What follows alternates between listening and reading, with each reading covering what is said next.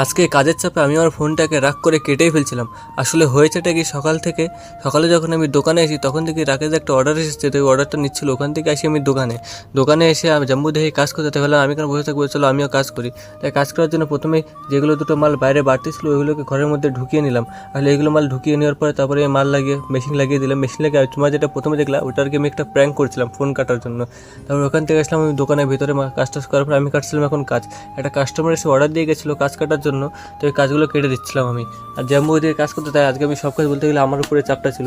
ওখান থেকে আমি এসলাম পাল্লা গাঁথার জন্য। পাল্লা বলতে কি, আমি যে চালনা লাগে স্লাইডিংয়ে যে পাল্লা হয় ওই পাল্লা গাঁথার কাজ করতেছিলাম আমি। তো ওখান থেকে কাজ হয়ে গেলাম আর ওখান থেকে চলে আসলাম আমি আমার মা বাড়িতে। আজকে তোমার তো আছে, আমি তো বাড়িতে রান্না করি, মা বাড়িতে এসে আসলে যেদিনকে আমার কাজ করতে করতে অনেকটা দেরি হয়ে যায় সেদিনকে আমি এসে মা বাড়িতে।